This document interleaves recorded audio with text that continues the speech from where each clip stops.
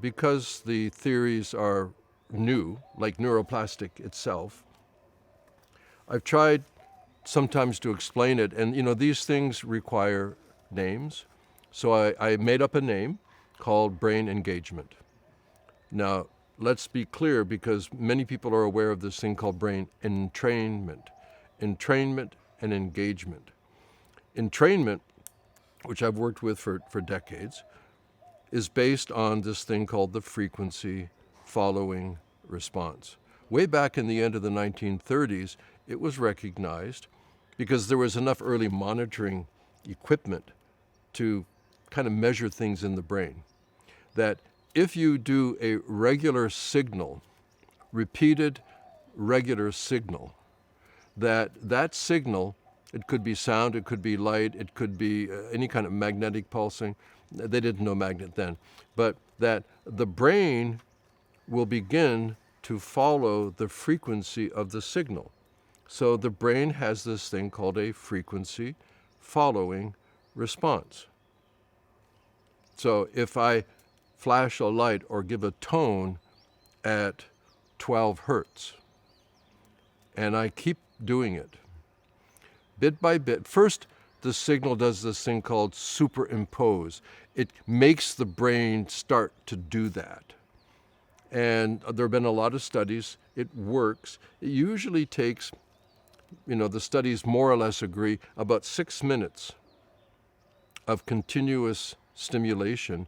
And then it's not superimposing. The brain kind of gets it and will generate it itself for a period of time. So that thing called the frequency following response is true. And in the early, late 1960s, because it was forgotten. It wasn't really applied. The equipment was too clunky. It was too primitive. It's like interesting, but so what? Then with the human potential movement and interest in awareness, it got renamed as brain entrainment. But brain entrainment means frequency following response. What that does is confines the brain state into a narrow avenue of behavior. It goes 12 hertz, 12 hertz, 12 hertz, 12 hertz, 12 hertz, 12 hertz. Does this create dynamic change? Is this a good method for neuroplastic triggers? It creates neuroplastic responses, but not necessarily towards adaptive change. It's a kind of a reinforcement. If it's an ordered thing, it'll help that order stay the same. I think it's wonderful. There are times when I work with aspects of brain entrainment, but brain engagement is different. It's related, but it's different. I'm interested in signaling the brain in such a way that the brain is then better able to change and adapt when it needs to.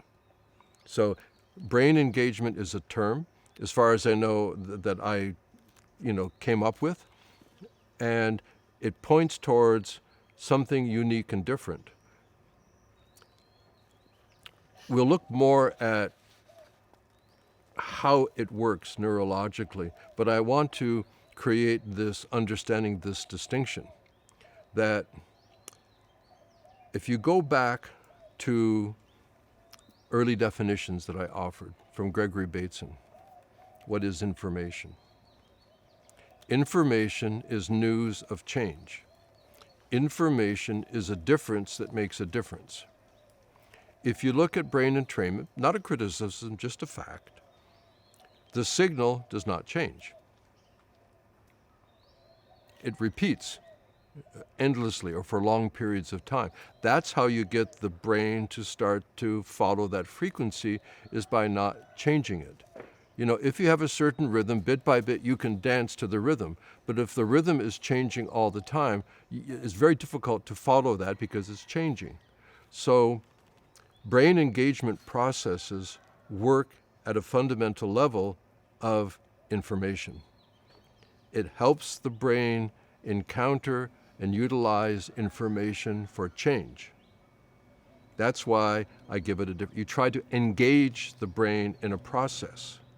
So when you reflect on the fact that there are times when the brain needs to change. It's called adaptation, it's called learning, it's called growing, where a certain process that usually works now doesn't work. Remember R.D. Laing, when you keep on doing the same thing over and over and over again and expecting a difference, you're crazy. Well, it's a bit harsh, but that's the point. So when you start to put these things together, I think we have an opportunity with technology to apply this evolving neurology, the evolving science, and the evolving technology so that we can create experiences that actually help the brain change in positive ways. And when we do this issue of change, like, how do you do it? How do you do it? And as it turns out, it's a combination of these really simple but really provocative things. These days, there's a good deal of talk about flow states. You may have heard about flow states. The idea of a high efficiency functioning level for sustained periods, flow states. Flow states only exist because they have a relationship to friction. Friction and flow. Friction and flow. It turns out if you know how to use friction, that you know better how to get into flow. Then there's another one, rhythm and novelty. Rhythm, but then there has to be some kind of novel quality, that the novel quality actually integrates delightfully into rhythms when there are changes that happen. So this thing of order, disorder, of predictability and surprise, those are the keys to the neuroplastic kingdom. Knowing how to work with predictions and surprises. Because surprise, you got to change. In my exploration, my understanding, to get the brain to change in ways that you want, you have to appreciate at first they seem to be in combat with each other, but actually they're not. Flow and friction. Also, rhythm and novelty.